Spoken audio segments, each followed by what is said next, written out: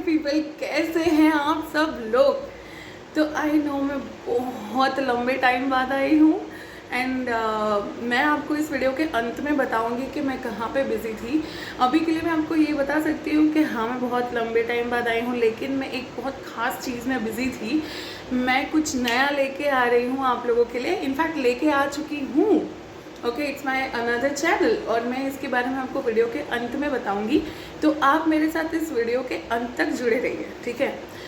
और जब तक आप सोचें कि ये ऐसे तो इस काम में बिजी हो गई थी कि हमारे लिए वीडियो नहीं बना रही थी, मैं आपको बताती हूँ कि आज का मेरा टॉपिक है वो थोड़ा सा कॉन्ट्रोवर्शियल है। कॉन्ट्रोवर्शियल क्यों बोल रही हूँ मैं, आपको पता चलेगा धीरे धीरे।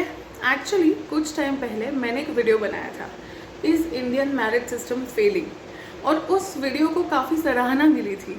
सो मेरे नॉर्मल व्यूज़ होते हैं 100 के नीचे और उस वीडियो में 200 प्लस व्यूज़ आए थे। इतना ही नहीं, मेरे फ्रेंड सर्कल और सोशल सर्कल के लोगों ने भी उस वीडियो को देखा और उनका एक सजेशन था कि या तो आप इसका पार्ट 2 बनाइए या तो आप इसका एक एक्सटेंडेड वर्जन बनाइए, क्योंकि हमको ये वीडियो बहुत ही इन्फॉर्मेटिव लग रहा है।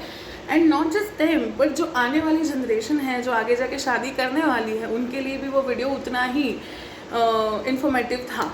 तो उन्होंने कहा कि वो वीडियो हमें सच में बहुत ही रिलेवेंट लगा और आप उसका पार्ट 2 बनाइए।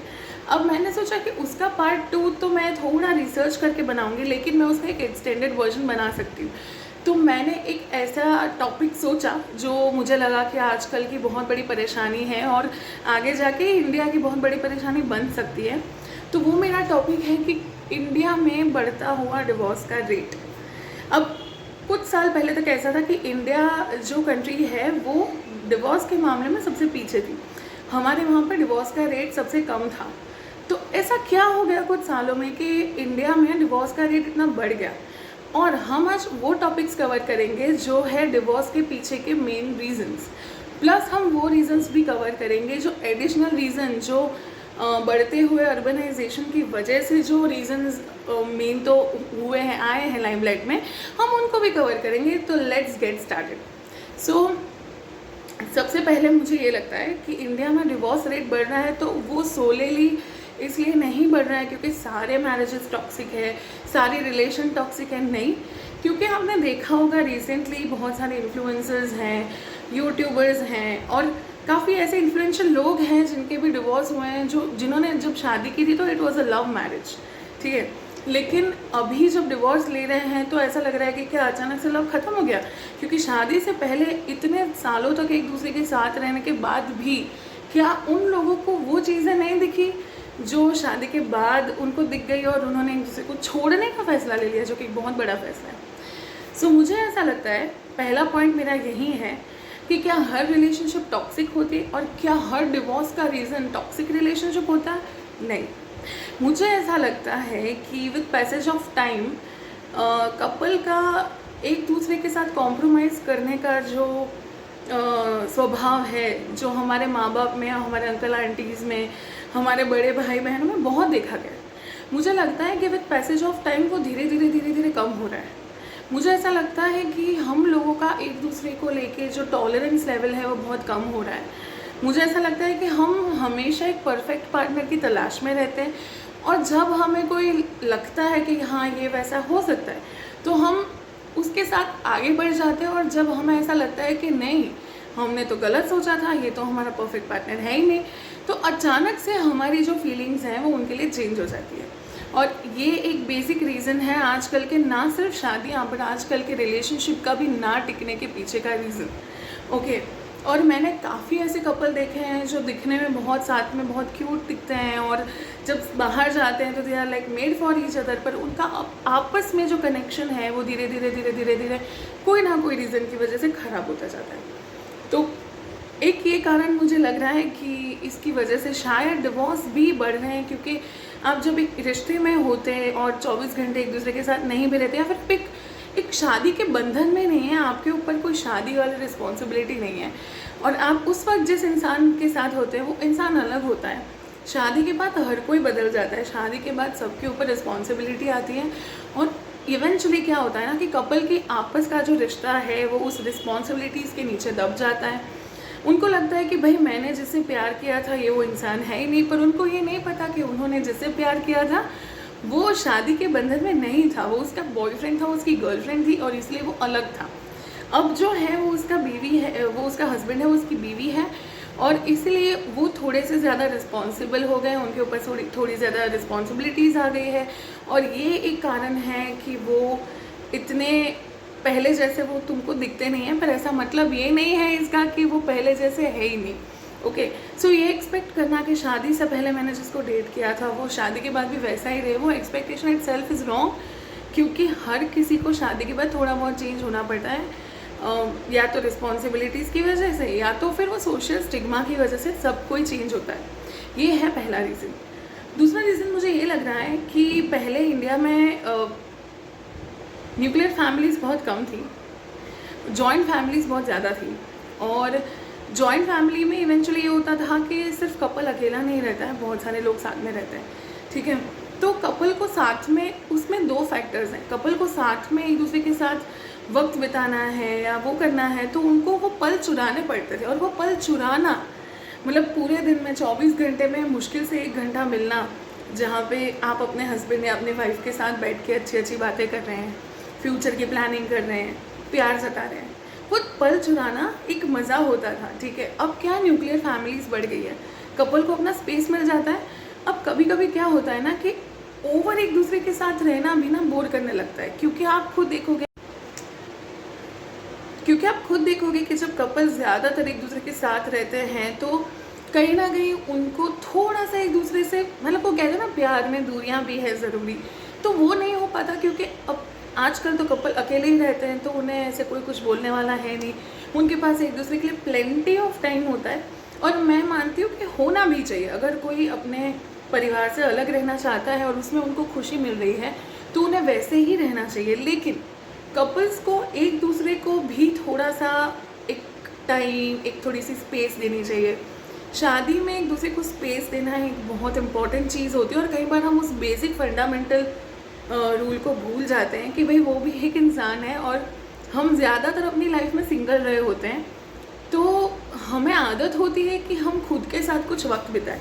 अब अचानक से कोई ज़िंदगी में आता है और आपका पूरा वक्त वो ऑक्यूपाई करके ले जाता है, तो ऐसे वक्त में ना हम वो सिंगल लाइफ को क्रेव करते हैं। इसलिए ज़्यादातर शादीशुदा जो लोग होते हैं वो कहते हैं कि भाई सिंगल होना बेहतर था, शादी के बाद तो मुझे खुद के लिए टाइम ही नहीं मिलता। तो एक ह्यूमन माइंड का भी प्रॉब्लम है कि जब शादी हो गई है, पार्टनर है, पहले पार्टनर को क्रेव करते थे, अब पार्टनर है तो सिंगलहुड को क्रेव करते हैं। वो सिंगलहुड को क्रेव नहीं करते, वो उस टाइम को क्रेव करते हैं जब वो सिर्फ और सिर्फ वही करते थे जो वो चाहते थे, वो सिर्फ वही करते थे जो वो करना चाहते थे, वो उस चीज़ को एंजॉय करते थे। अब क्या है, पार्टनर साथ में है तो दोनों की पसंदीदा चीज़ को आपको करना पड़ेगा। तो मुझे लगता है कि एक दूसरे को स्पेस देना is also very important in a marriage, क्योंकि एक टाइम के बाद हम अपने सिंगलहुड को बहुत क्रेव करते हैं और यूजुअली हम अपने सिंगलहुड को नहीं बट अपने क्वालिटी टाइम अपने साथ बिताए उस पल को मिस कर रहे होते हैं, तो वो हमें एक दूसरे को देना ही चाहिए। तो ये है एक रीज़न।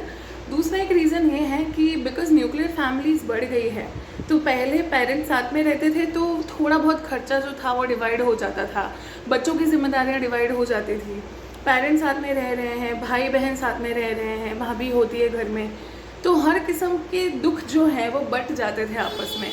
मतलब वो कहते हैं ना, जॉइंट फैमिली में भी दुख भी सबका, सुख भी सबका। अब दुख बांटने से कम होता है और सुख बांटने से बढ़ता है, ये तो हमें पहले से ही पता है।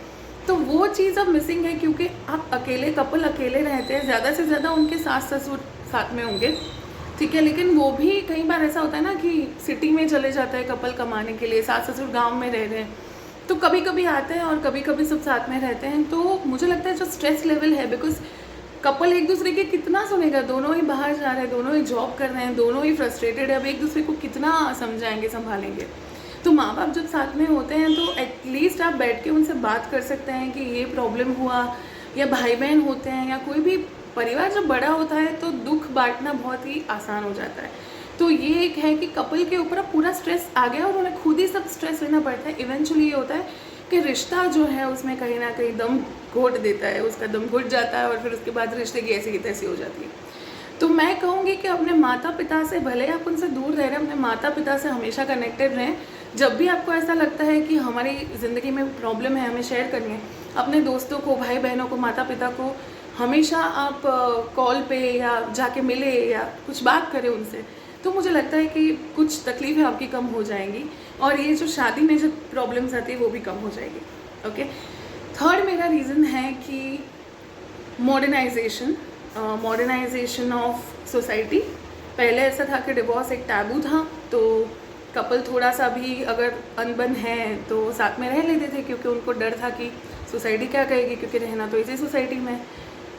और तब क्या था कि लोगों को एक दूसरे की फ़िक्र थी, लोग एक दूसरे की ज़िंदगी में झांकते थे, तो कपल को भी ऐसा लगता था कि अगर हम अलग हो जाएंगे, बाहर कैसे जाएंगे, लोग हमें ताना मारेंगे। और आजकल ऐसा है कि कोई किसी को किसी की पड़ी नहीं है। और मैं बिल्कुल कहती हूँ कि जब रिश्ता टॉक्सिक होता है और साथ में रहना मुश्किल होता है, तो कपल अगर ये डिसाइड करता है कि हमें एक दूसरे को छोड़ के आगे बढ़ना है किसी और के साथ, तो वो मुझे लगता है सबसे बेहतरीन फैसला होता है। क्योंकि अगर वो नहीं होता तो इनफिडेलिटी, चीटिंग का मामला आ जाता है, फिर कोई थर्ड पार्टी इन्वॉल्वमेंट हो जाता है और चीज़ें और ख़राब हो जाती है। तो मैं ये बिल्कुल नहीं कह रही कि कपल को डिवोर्स नहीं लेना चाहिए, पर हाँ, अभी ये हो गया है कि छोटी छोटी चीज़ों में भी लोगों को साथ में रहना मुश्किल लगता है। अब ये बोलेंगे काफ़ी लोग कि भाई तुम ये क्या बोल रहे हो, तुम तो आजकल की हो फिर भी तुम ऐसा कह रही हो। ऐसी बात नहीं है। बात ये है कि कॉम्प्रोमाइज़ ऐसी चीज़ों पे कभी नहीं करना चाहिए जिसमें आप नहीं कर सकते। जैसे कि इंसान के नेचर के साथ आप कॉम्प्रोमाइज़ नहीं कर सकते। अगर इंसान का नेचर धोखाधड़ी वाला है, अगर इंसान का नेचर अब्यूज़िव है, तो वो चीज़ ऐसी है कि वो डील ब्रेकर होनी चाहिए और वो चीज़ों में कभी कॉम्प्रोमाइज़ नहीं करना चाहिए। लेकिन आप किसी की बचपन की कोई आदत को लेके उनको छोड़ के नहीं जा सकते, ठीक है। मैंने ऐसे भी कपल्स देखे हैं जो बोलते हैं कि बचपन से ये ऐसा है, मुझे तो बहुत अनोइंग लगता है। ठीक है भाई, वो ऐसा है, या फिर बचपन से ऐसा करती है, अपने माँ बाप के घर ऐसा करती थी, अब तो ये ससुराल में अभी भी ऐसा कर रही है। कैसे छूटेगा भाई? बचपन से वो ऐसा कर रही है ना, या कर रहा है। एकदम से तो तुम ऐसे जादू की छड़ी घुमा के छोड़ नहीं सकते। और मैं तो कह रही हूँ कई बार ऐसी आदतें होती हैं सालों साल छूटती नहीं। अब आपको वो आदत छुड़वानी है तो खुद कोशिश कीजिए, उनको भी बोलिए थोड़ा कोशिश करें। लेकिन क्या वो आपको लगता है कि ऐसे छोटे छोटे कारण जो है वो डिवोर्स की वजह बनना चाहिए? नहीं। तो डिवोर्स की वजह भी ऐसी होनी चाहिए कि हाँ, सच में आपको लगे कि नहीं, ये संभालना ही मुश्किल हो रहा है, इस इंसान के साथ तो रहना ही मुश्किल हो रहा है। वैसे तो हमारे माता पिता को हमने झगड़ते हुए देखा है, तो झगड़े में तो कितनी बार एक दूसरे को डिवोर्स दे चुके हैं। लेकिन वही माता पिता थोड़ी देर बाद साथ में डाइनिंग टेबल पे बैठ के खाना खा रहे होते हैं, तो हमें लगता है अभी तो ये डिवोर्स दे रहे थे एक दूसरे को, अभी साथ में खाना खा रहे हैं। तो गुस्से में जो बात निकलती है ना, आप उसको अपने ईगो पे ना लें, आप अपने पार्टनर को समझें कि सच में वो मीन करता है या फिर वो सिर्फ गुस्से में आके उसे बोल रहा है, ठीक है। और मुझे लगता है कि आजकल वो अंडरस्टैंडिंग लैक कर रही है। लोग ईगो पे ले लेते हैं, लोग फ्रस्ट्रेट हो जाते हैं, और इसीलिए मुझे लगता है कि धीरे धीरे करके ना कपल एक दूसरे पे गिव अप कर देता है। अरे यार, इसका तो रोज़ का है, जब देखो झगड़ा में बोलती है कि डिवोर्स दे दूंगी, या जब देखो बोलता रहता है छोड़ के चला जाऊंगा। अरे हमें एक दूसरे को समझना है, शादी ही एक दूसरे को समझने का ही नाम होता है। और साथ में रहना मतलब दो ऐसे लोग जो दो अलग फैमिली से, दो अलग बैकग्राउंड से हैं और वो साथ में रह रहे हैं, तो ब्लेंड होने में थोड़ा तो टाइम लगेगा ना, थोड़ा तो कठिन होगा वो, है ना। तो वहीं तो है, वहीं तो पेशेंस ही तो नहीं है आजकल किसी के पास। तो मुझे लगता है पेशेंस की कमी, अंडरस्टैंडिंग की कमी, एम्पैथी की कमी, सामने वाले को एक्सेप्ट करने की कमी जैसा वो है, वो मुझे लगता है कि डिवोर्स का एक बहुत बड़ा कारण अभी बन रहा है और आगे जाके भी बनेगा। अच्छा, हम डील ब्रेकर सोचते हैं। अब डील ब्रेकर कैसे होने चाहिए? डील ब्रेकर ऐसे होने चाहिए कि हाँ, मुझे ऐसा लड़का नहीं पसंद जो बहुत ज़्यादा गुस्से वाला हो, बहुत ज़्यादा डोमिनेटिंग हो, ठीक है, वो डील ब्रेकर हैं। तो अगर आपको डील ब्रेकर आपके पता है तो आप कभी अपने डील ब्रेकर को क्रॉस मत कीजिए। मैंने देखा है अक्सर लोग अपने डील ब्रेकर्स को क्रॉस करके रिलेशनशिप में आते हैं या शादियाँ करते हैं और उसके बाद वो बहुत पछताते हैं। क्योंकि डील ब्रेकर मतलब ऐसी चीज़ कि जिसके साथ अगर आपके पार्टनर में वो चीज़ है तो आप उसको बिना बदले रह नहीं सकते, या तो उसको बदलना पड़ेगा या आपको उस पार्टनर को छोड़ना पड़ेगा। तो आप कभी अपने डील ब्रेकर से समझौता मत कीजिए ये समझ के कि पार्टनर तो बदल जाएगा या फिर हम कुछ एडजस्ट कर लेंगे। ऐसा नहीं होता है। ज़्यादातर जो आपके डील ब्रेकर्स हैं आप उससे कॉम्प्रोमाइज़ नहीं कर सकते, और पार्टनर की अगर वो आदत बहुत लंबे टाइम से है तो वो चेंज होना भी मुश्किल है, छूटना भी मुश्किल है।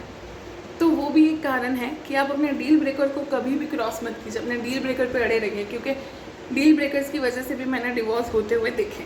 ठीक है, अगला मेरा कारण ये है, मैं मानती हूँ थोड़ा लंबा वीडियो है, लेकिन अगला मेरा कारण है वो मैंने सबसे ज़्यादा होते हुए देखा है। अब प्रॉब्लम ये है कि आजकल की लड़कियाँ फाइनेंशियली इंडिपेंडेंट हो चुकी है, और ये डिवोर्स का कारण नहीं है। डिवोर्स का कारण ये है कि उनका फाइनेंशियल इंडिपेंडेंस सिर्फ उनका फाइनेंशियल इंडिपेंडेंस नहीं है। मेरी कितनी सहेलियां हैं जिनके सैलरीज़ पे EMI जाती है घर की, जिनकी सैलरीज़ पे घर में कुछ ना कुछ आता है नया, कोई नया फ्रिज ले लिया, AC ले लिया, गाड़ी ले ली, तो उनकी सैलरीज़ EMI में जाती है, उनकी सैलरीज़ बच्चों की फ़ीस में जाती है। ऐसा नहीं है कि औरत की जो सैलरी है वो औरत यूज़ करती है, नहीं, शायद वो पहले इनिशियली होता होगा, आज से 5-6 साल पहले। अभी मैं देखती हूँ कि औरत की जो सैलरी है वो इक्वली यूज़ होती है घर के कामों में। अगर घर के कामों में यूज़ नहीं होती तो EMIs में होती, अगर EMIs में यूज़ नहीं होती तो बच्चों की पढ़ाई में होती, लेकिन कहीं ना कहीं यूज़ होती है। ओके, तो अगर औरत की कमाई कहीं ना कहीं यूज़ हो रही है, तो अगर वो जो पैसा ला रही है वो भी उतने मेहनत से ला रही है। अब आज भी मैं देखती हूँ कि कई सारी औरतें जो हैं वो 8-9 घंटे की जॉब करके जब घर पे आती है तो घर पे भी उनको इतना सारा काम मिलता है, कोई हाथ बटाने वाला नहीं होता। और कोई से मेरा मतलब है हस्बैंड, क्योंकि मैं देखती हूँ कितने हस्बैंड ऐसे होते हैं जो आके काउच पोटैटो बन जाते हैं। उनको वो बोलते हैं हमने तो भाई बहुत पूरे दिन ऑफिस में काम किया है, हमसे तो नहीं हो पाएगा। लेकिन मैं ये कहूँगी कि अगर आपकी बीवी काम कर रही है और आपको फाइनेंशियली बहुत सपोर्ट कर रही है, तो आपकी ये फ़र्ज़ है कि आप उनको घर के कामों में, ना सिर्फ घर के कामों में मदद करें, पर उनसे 2 अच्छी बात भी करें, क्योंकि वो सिर्फ घर का काम और बाहर का काम नहीं करती है, उनको बच्चे भी संभालने होते हैं। बच्चे होने के बाद वो हर जगह उनका दिमाग चलता है, और उसमें अगर सबसे ज़्यादा सपोर्ट वो किसी से एक्सपेक्ट करती है तो वो उसका पति होता है। और अगर पति से वो सपोर्ट उसको नहीं मिलता तो कहीं ना कहीं उसे लगता है कि यार कहीं गलती तो नहीं कर दी पार्टनर चुनने में, ये तो पूरा का पूरा काम मुझ पे ही आ गया। ये एक बहुत बड़ी वजह है। तो ऐसी और कई वजह है जो मैं शायद पार्ट 2 में कवर करूँगी, क्योंकि ऑलरेडी वीडियो बहुत लंबा जा रहा है, काफ़ी लोग बीच में ही बंद कर देंगे। ऊपर से मुझे तबीयत ख़राब है तो खांसी भी आ रही है, तो कुछ पॉइंट्स रह गए हैं, मैं अगले भाग में इसको कवर करूँगी। और एक बात, मैं तुरंत ही इसका अगला भाग नहीं लाऊंगी, मैं थोड़े टाइम के बाद इसका अगला भाग लाऊंगी, ताकि इस वीडियो में अगर किसी को कुछ ऐड करना हो तो 15-20 दिनों में वो मुझे बता सके और मैं उस टॉपिक को भी कवर कर सकूँ।